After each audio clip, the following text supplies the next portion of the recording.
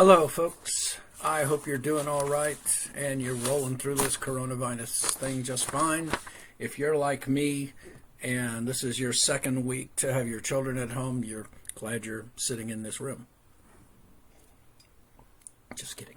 We're going to go right on and we're going to move on to chapter 16, which is talking about developing pricing strategy and programs.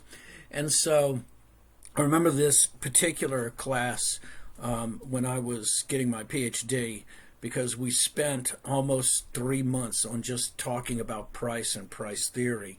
And nothing messes you up when you get into a philosophy discussion, especially when you're talking about a consideration on something like price. And so this was always been kind of an interesting kind of discussion I always got in.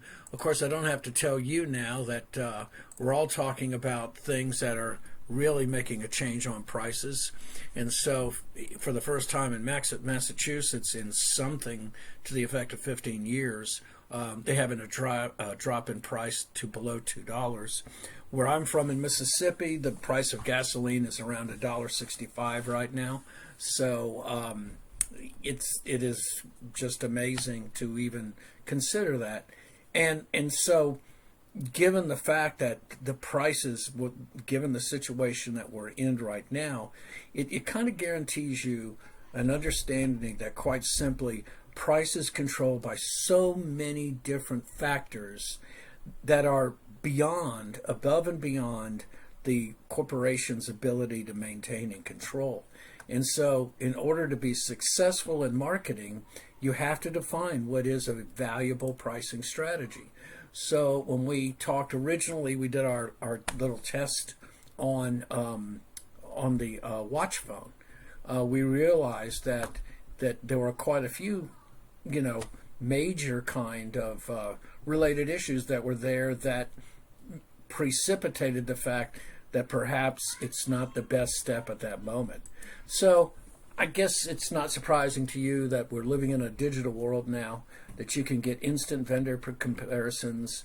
One of the difficulties that Best Buy had to weather, especially in the 2009-2010, was the problem of showrooming. And so they still have to go through it.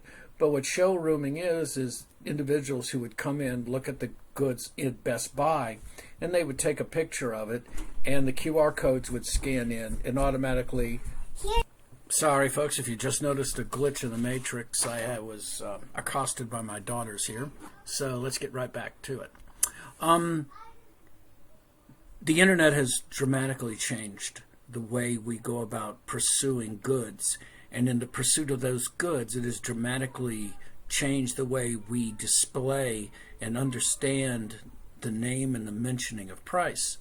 And so in a digital world, with the ability to get instant price comparisons at any time, to be able to check them at the point of purchase, to name your own price and have that price met, those are all things that have dramatically, fundamentally changed the ground in which we work in. And because of that, we need to understand the fundamentals of price. And so, if I were in class, I would show you this, and I would say, how much do you think the shirt's worth? And I'd kind of ask y'all around. Well, I've got the answers up right now already for you to see. So how much is this shirt worth? H&M will make this shirt and sell it for $7.90, and it's a high-quality, basic black tee. The Gap will take this shirt and sell it for $14.90. And Armani will come around and they'll take that same shirt and sell it for $275. Now, each one of them will get the price they ask. And yet, is there any fundamental differences between the shirt? Does it protect you? Yes. Is it black? Yes. Is it fitted? Well, the fit might be a little different between the two of them. Do the materials be the same? Yeah, I'm pretty sure the materials are a little different. But it's a black shirt, okay? Come on. How many ways can you do a black shirt, all right? So anyway, the concept or the understanding is when you understand pricing, you have to understand, though, however, that the reason you have those prices are the three names that are before it: H&M, The Gap, and Armani. Okay? And if you understand those, you ultimately understand how prices are created. And so how do you go about setting prices in your corporation? Well, generally the way that does is that in a small company, the boss is the one that generally comes up with the price, comes up with this great idea, and they're the ones who come up with it. In a large company, what you'll have is, well, we take all of this, we calculate our total variable and fixed costs together, we look at our generally break-even points, we consider our margins, and basically we try to calculate that based upon the industry's traditional margins itself. Stuff like that, okay? The difficulty with all of those questions is, does any of that I just talked about have anything to do with the market as it is today? And certainly not. But the way companies should understand pricing is by understanding consumer pricing psychology and how do consumers look at and accept price. It doesn't mean that you do not pull away from cost. Cost always has to be understood, but cost is understood in its relative place. I was reading an interesting article by the pillow guy of all people, Mike Lindell, and he went through a very strange, rocky road. I can't remember the article name of it, but it's amazing how he came about and has this, stepping up to nearly $1 billion industry, and how he came about doing his pillows. But the first time he sold his pillows, he was selling them less than the price of the cost that he was making them, and was literally losing his shirt. I mean, and that's quite simply because he was the boss and he was the one that said, this is what I'm going to price my pillows at. Well, the difficulty is that he didn't at that time appreciate just how much the thought of having a good night's rest would mean to people. And not only that, he does have to factor in his own personal costs as well. And so ultimately what you should hope for when you're understanding pricing is that you need to have a systematic approach for setting, adapting, and changing prices. And so if we're going to understand consumer psychology, the first thing we're going to understand is the concept of what is a reference price. All right? If I were to ask you, how much should a 46-inch high-definition television cost? If I were to say that, you would come up with some number. Many of you would not be close. Those of you who are around the industry and pricing it, you would come real close. I worked in the computer industry for 30 years, and if you asked me a price on a PC, I can come in really close. All of those are based upon what are known as internal reference prices, and those are basically where consumers think the stated market value of a good is. Usually the reference prices are internal to ourselves, and usually consumers have a fairly good range of where prices should be. Consumers can be very good in being accurate, but consumers generally have a lower threshold and an upper threshold about where they consider an acceptable price can be. And so this internal reference price is one of the ways in which we calculate whether a particular good is bringing us value. The next is to know that in consumer psychology, one of the heuristics that we use is that price equals quality. We can't help it. Any of you who buy any Apple products whatsoever always make this assumption. Brand loyalty, part of it as well, but your respect for the brand is such that you are more than willing to spend 30 to 100% more than you would for buying a comparable good. The industry, the desktop PC industry, sells their goods at a 6% margin, which means that a desktop PC, after all the money is paid, a $500 desktop will make $30. An Apple desktop, let's just say comparably at $500, makes 30% margin. And so what that means is that, and let's just say $1,000, they make $300. So we make a reference or an inference about those price qualities, and we can't help it. The last is, and this is one of those that definitely goes into psychology, is price endings. And so remember this, as a Westerner, we read our goods from left to right, okay? And so if we look at something and instead of seeing $300, we see $299, the inference, no matter even if we wish to fight it or not, is basically is that we're getting a bargain. Daddy. 1 second. Excuse me for the other glitch in the matrix. You just saw my younger daughter. She's all getting ready for her walk. God bless her. Okay, so price endings. You look at a $300 price, and if you see a $299, you read the 2, meaning that you stick it in the $200 range versus thinking of it in the $300 range. And so this odd ending tactic, even though we all know it, actually works, and it's pretty darn effective. Okay, so along with that, I want to jump and just briefly show you this, and I've shown this before to you. So this is the Polaroid land camera, and it was really one of the great inventions in the 70s. My dad had one of these. If you notice, it's pretty fascinating the way it is built. It's actually built to fold completely flat. On the top of here is a telephoto lens. It had an automatic eye here, so you could shoot this from anywhere from 6 feet, and it would do an infinite range as well. This bottom stack here was a series of 6 pictures in it, which is really interesting. Excuse me, 8, all right? And so you'd click the little red button here, and when you click the button, the film would spit out this way, and it would all be enclosed, and it would be about yay big, okay? And after 60 seconds, you had a picture, and it was a great, great item. Well, the problem with it is that when Polaroid put it together, they priced it at $250, $249, rounding out. Okay.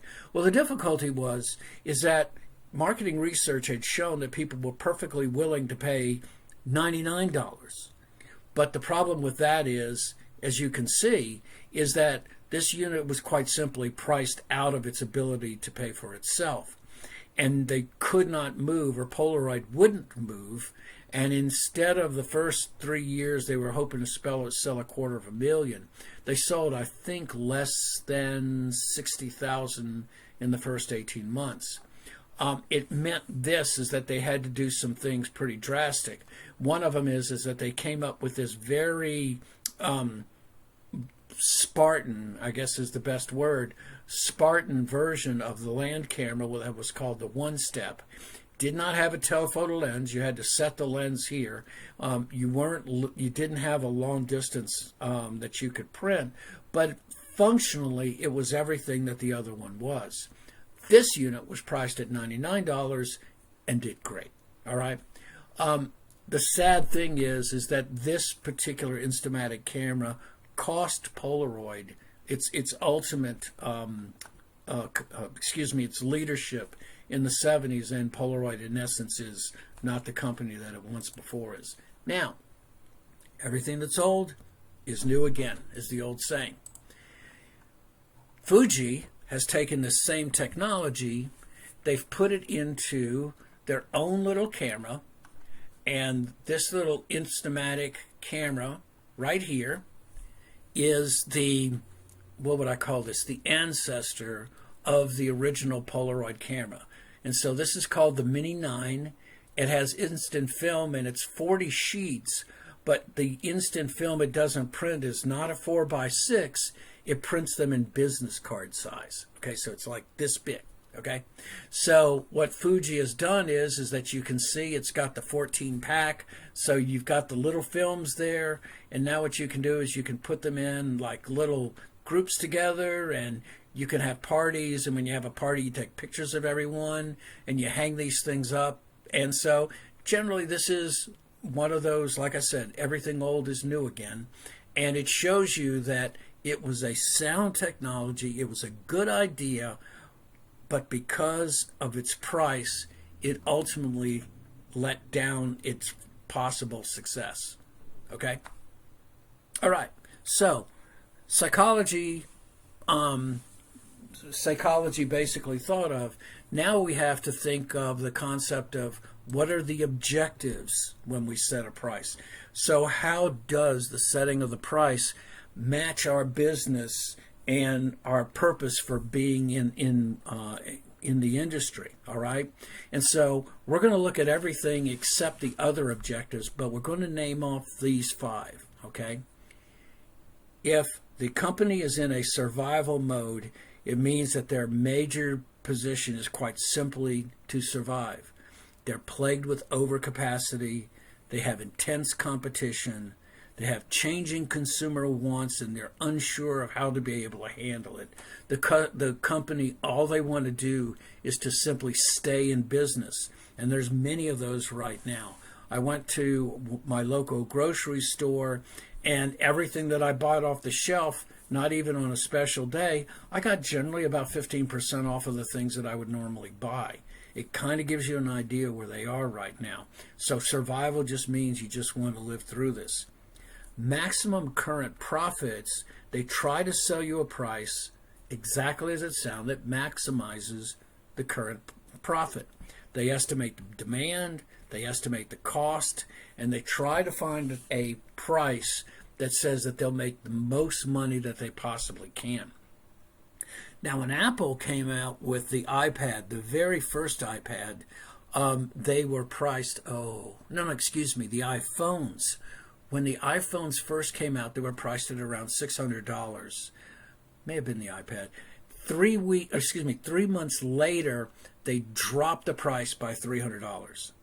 And the reason was, quite simply, was this was the expectation time to do it. And there was a lot of outrage at that time that they would drop that price as quickly as it did. But it fit with their thought of profit, that in essence they had completed a certain amount of costs that were completed, and so they could drop the prices at the time that they did. Okay? Maximum market share means exactly what it says. They want to have the maximum market share of the total industry. They believe a higher sales volume can lead to lower unit costs and higher long-run profit. And so their point is to have their price lower already so that it encourages the economies of scale. They make as many of these as they possibly can, and in essence, that's the way that they pay for it. One of those, of course, is going to be Texas Instrument. Their calculators have always, even in the 70s and 80s when they were first coming out, they were always the lowest price. Maximum market skimming is where you want to be able to have a new technology over the times so that you can constantly have the highest price, and the prices will slowly drop over a given time. It means that the part about skimming is that you want to be the first product out there that you can. So you want to have the highest price available. And when in anticipation you're going to hit competition, you drop your prices. And so that's how market skimming works. The last is product quality leadership, which basically is that a company tries to aim for a product quality leadership in the market, but what they hope to be is what's known as an affordable luxury. All right. And so, yes, it's going to be a higher, more expensive product, but because of the value, the conformance, and the performance quality they get from it, it ultimately pays itself off. And so you're willing to pay the higher price. When Compact came out as an IBM compatible, and I've stated this before, instead of using the 8088 processor, which processed at 16 bits but only input and output at 8 bits, they used the 8086, which processed and input output at 16 bits. They were generally 35 to 45 to even 65% faster than the original 8088, and I don't really understand why IBM never went with that. It's only to say that they didn't. But it was considered an affordable luxury, and I know many people who bought Compacts versus buying IBMs. Didn't stop the IBM from selling 40 million units in the first 2 years, though. So briefly, let's go over them. I think it's not unsurprising to say that especially the desktop industry is in a survival mode now. 6% margins is not making a lot of money. Now, having said that, I have heard of a revival in desktop units, and that might be true. And so I'm not going to squelch whether they are or not. Maximum market share, yes, you're looking at the good old-fashioned TI right there. The Texas Instrument Calculator has always been at a very regional price, and that is one of the reasons why they own so much of the American calculator market. Maximum market skimming, I put the iPhone here, and given the discussion, yeah, they got right up to that level when they came out with their iPhones. And as soon as Samsung was releasing a similar one, that's when they dropped the floor and went to the $300 price. Price quality leadership, no surprise, you're looking at a BMW there. And I think it really does show itself to be that affordable luxury. Okay, so the first thing you do is you set the objective for your price. The next is you try to determine your demand. Now, just think about trying to determine demand now. The couple of things that are going to be the most important here is to talk about price sensitivity and the price elasticity of demand. Those are the two things that are most important. I don't really care about demand curves or those kind of things, but I think it's important you understand what things or what price sensitivity is and how that leads to price elasticity. And so, what are reasons why items are less sensitive to cuts in prices? All right. Goods that are less sensitive to price are those, one, where there are few or no substitutes or competitors. And so, is there a substitute for gasoline? Not right now, all right? Consumers don't readily notice the higher price. Now, in the very same notion right now, it's a big attention for gasoline. You're definitely noticing it's a lower price. People are slow to change their buying habits. They find that the product is perfectly acceptable for what they're doing. They also think that perhaps the higher prices are justified. One of those things, quite simply, is we still believe that inflation has a substantial demand on how prices are changed. And so that might be. And the last is that the cost of that particular small part is only a small part of the total cost of servicing a given product in its given lifetime. All right? So some of those are the reasons why prices can be sensitive or insensitive, or why demand changes. So this is a classic demand curve. And any of you who have taken your basic economics, you know where this is going, okay? And so what basic economics says is that when you change the price of an item, you will decrease its or increase its demand basing upon where it goes up and down that curve. And so what I mean is that if you take a basic unit and it sells for $30 and then you sell it for $50, the quantity that the consumer will be willing to buy will drop. And if it drops significantly, then you're talking about a very elastic demand. However, there are those products that defy the curves, and that is the one on the right side, and that is the prestige product. Now, forget the economist's name, I can't remember, but he won I guess it's a Nobel Prize for Economics for coming up with this demand curve on prestige items.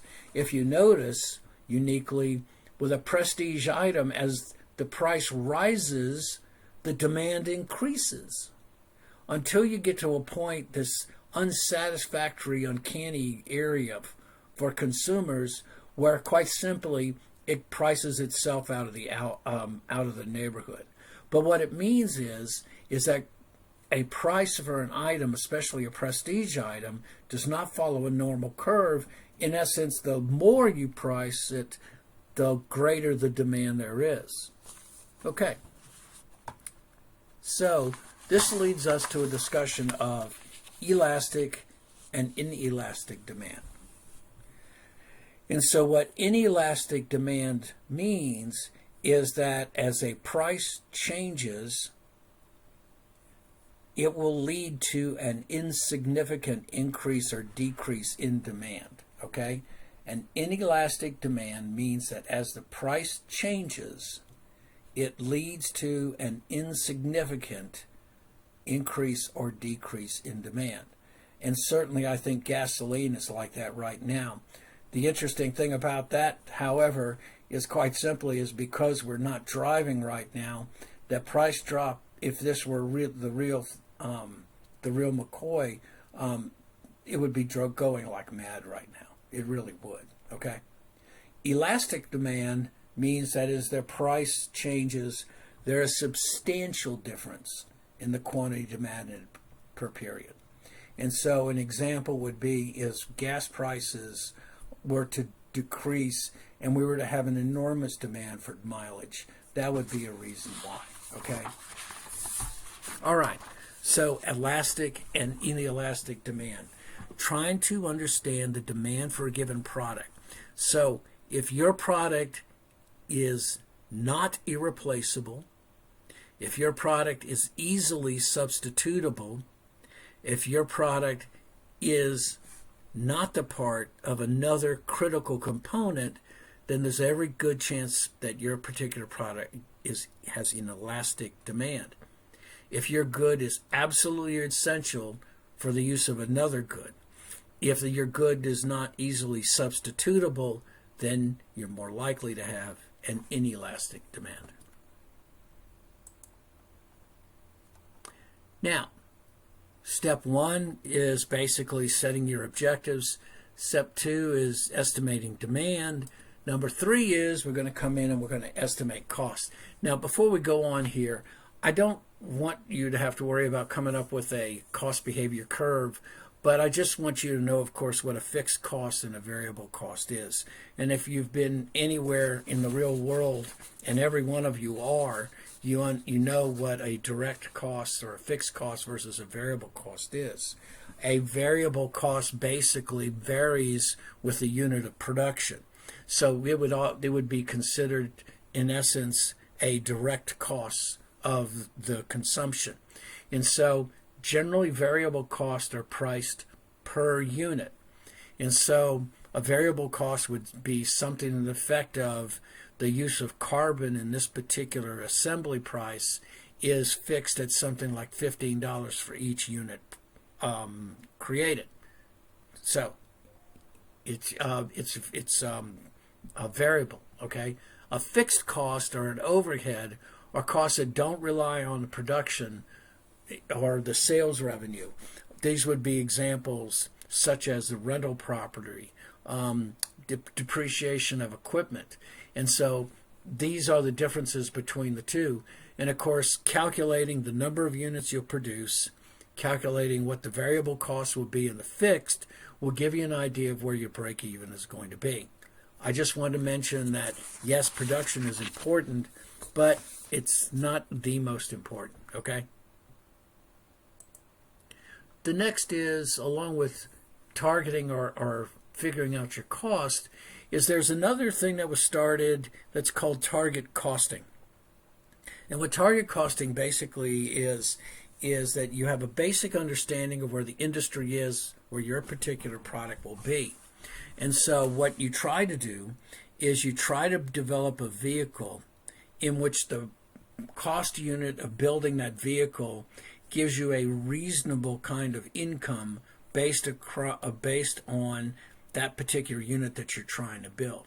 So when Chrysler came out with the PT Cruiser, it was actually had early success. It was liked. It tended to be well received, got excellent gas mileage. It had some relatively unique features. It had a kind of a nice kind of vibe to it. However, Chrysler, what they wanted to do was they wanted to go with a redesign that would squeeze more money out of it. And of course, this is where everything went down. Instead of going with automatic roll down windows, they actually put hand cranks in the things. they dumbed down the interior and the grill, and they dumbed down the instrument panel. And in essence, basically what you did was you took the unit right out of the business. And so target costing is one of those acceptable ideas, but it doesn't mean it leads to being smart. Along with your estimating cost, step 4 says you have to analyze your competitors' prices, because if the firm's offer contains features not offered with the nearest competitor, you need to evaluate the worth of what you have and whether your consumers want it. The Airbus 380 has had kind of a unique failure. And a lot of that happened to be quite simply is that, yes, it was a big-sized jet, but it really only had value if you were going to certain markets. And not only that, but consumers were perfectly willing to go on another flight where you didn't have to pay so much money to be able to go from point A to B. And so you have to understand where your competitors are and make adjustments accordingly. So, with all of that going, now we start putting together a pricing method. Now, there are 3 major considerations when we're talking about the price. The first is the cost floor, or the price floor, excuse me. And the price floor is basically where you're no longer making any money, okay? And so if you are in survival mode, you're looking at this as probably your most liable price. Maybe you'll go 5% above because you need something, okay?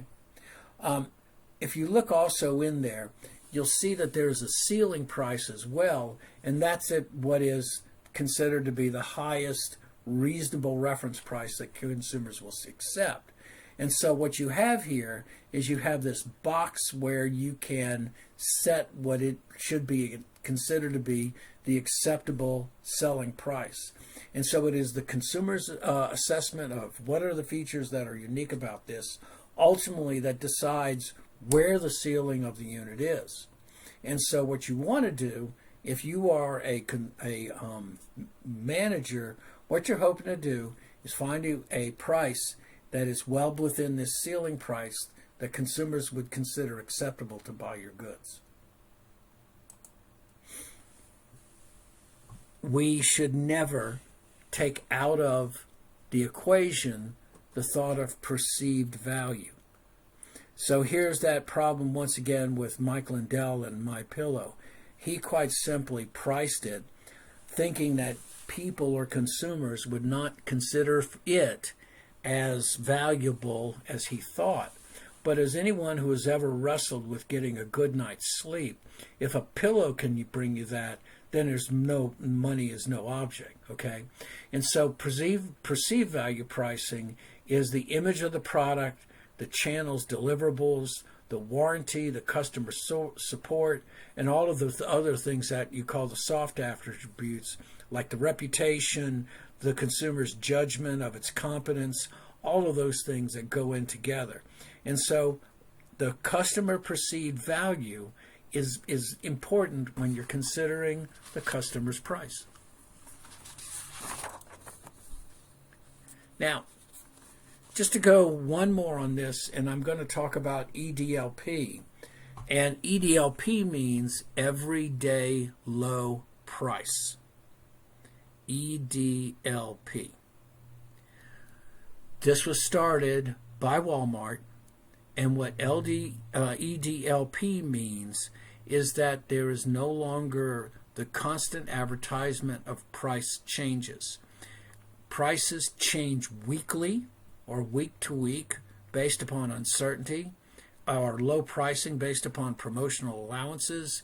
In an EDLP, basically the prices are changed automatically. And so that a consumer understands that they were always going to get what they would consider to be the lowest price possible. Now, I'm going to leave out this step 5 for pricing methods because I don't consider that to be important, but I'm going to step to what is considered to be the final price, okay? And so we're coming up with all of these other things, and we've got just a few of the factors we've got to come up with. We've got to take into account, how does that price impact the quality and the advertising relative to the competition? In other words, is our price, have we priced ourselves out of the market by being too high, or have we priced ourselves out of the market by being too low? Both of those are going to be considered to be important. Our prices have to be consistent with the prices that the other goods that we have as well. We can't cannibalize on ourselves just because of a price fixture. Many times that happens. When I was selling PCs in 1980, back in the years, Seagate had a drive that was called the ST225, and it was a monstrous 20 megabyte hard drive. Well, they also brought out a product called an ST238, and it was the exact same platter arrangement as the 225, but it used a technology called RLL, Run Length Limited. And with RLL, you could pack 50% greater signal, or you could buy the drive and have a 30 meg drive. Well, 1 month, Seagate ran out of 225s. They were a very popular drive, and they started substituting 238s because everybody, they knew that there's really no functional physical difference. It requires whatever the encryption method to come up with a higher drive speed. But as soon as retailers out there got the whiff of this, they started buying 238s like crazy and buying RLL drive controllers, and they were upgrading their consumers to 50% higher capacity. And so sometimes you got to be careful about how you go about messing up your own self, okay? You also have to consider what is the gain or risk in those prices, okay? You have to make sure that it doesn't impact you in a bad way, all right? And that can happen as well. And then finally, you have to consider how that impacts dealers. Maybe the how you impact pricing on other parties, you can affect very seriously the success or failure of the individuals who sell your goods. Subway. Subway, for almost a decade, was the #1 franchise in the United States in terms of total outlets, because the franchise fee with Subway was one of the lowest. It was $18,000. It meant that if you had $18,000, you could be a mom and pop restaurant or a mom and pop convenience store, and you could have a Subway inside your place. It was great. Well, in 2013, 2014, I can't remember it was, Subway came up with the brilliant idea of the $5 footlong. And it sounded great, except that it was a nightmare, and still to this day is, to the franchises. Because what it's done is it's cut their margins from very little to practically non-existent. And they have to go along with it. I mean, there's a franchise, but what it has meant is ultimately it has impacted a lot of the mom and pop places. And you find them, a lot of these places, this is all anecdotal, I can't tell you the truth, but I can see them selling other things now like Chester's Fried Chicken and other things like that. Okay? So those are some of the last things that you have to think about.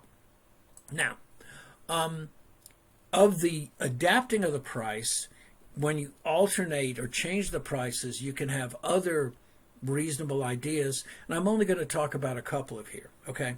Loss leader pricing is when you drop the price on a very well-known brand because you're trying to stimulate store traffic, okay? And so a loss leader would be something to the effect of what you see in a lot of places where you may see a substantial discount on something like meat. Then the reason why you drop this price so profoundly is that you want to engage activity in a given area, so hopefully the consumers will buy more, all right? The other one on this list I want to mention is called cash rebates. Now, cash rebates were a relatively new thing starting in the 80s, and cash rebates came into real prominence with Chrysler when they started developing their K cars. In order for Chrysler, that was at a form of, or at an era of near bankruptcy, Lee Iacocca came up with the plan that basically said, if you buy a car, we're going to write you a check and give you $700 back. And so that's what a rebate was. It was different or unique. It wasn't a discount. It meant that if you sign the contract, in a week you're going to get a check. And it was very successful. Chrysler did this for years, so much so that it profoundly changed the way that pricing is done, especially in the automobile industry. And it encourages purchases. It's usually a sales promotion. It's during a specified period.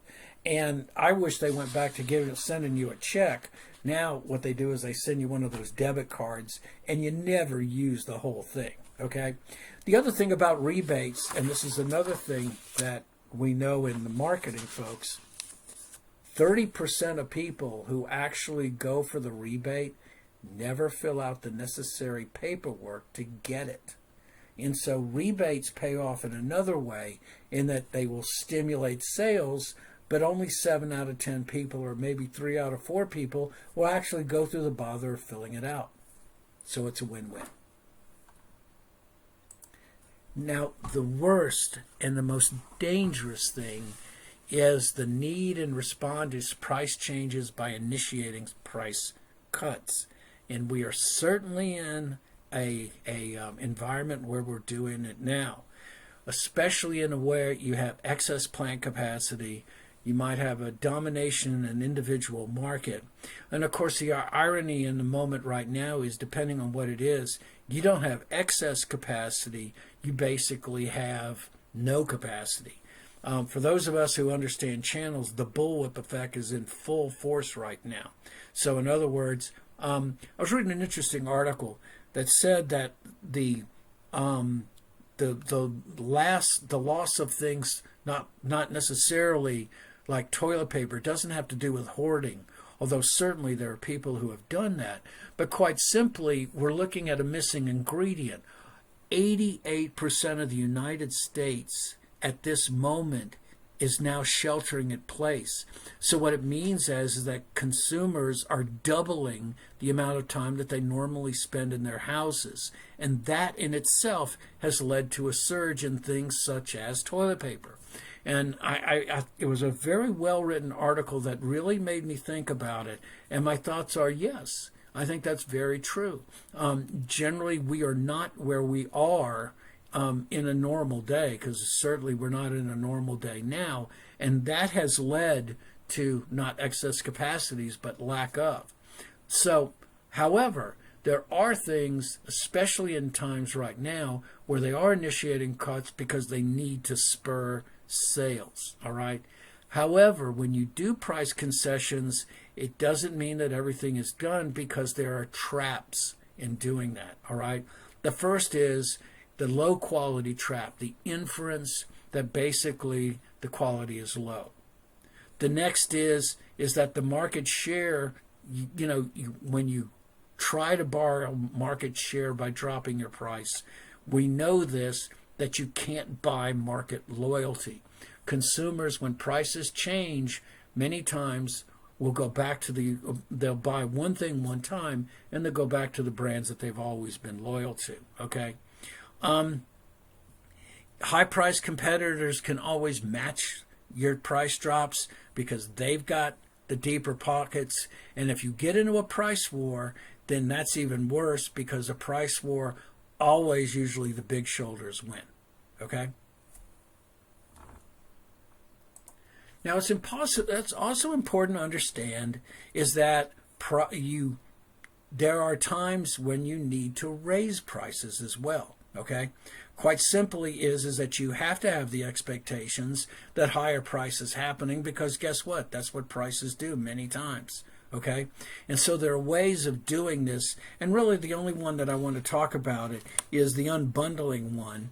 And this is where you take goods that are considered all one price, and you take them out and you individually kind of unbundling them.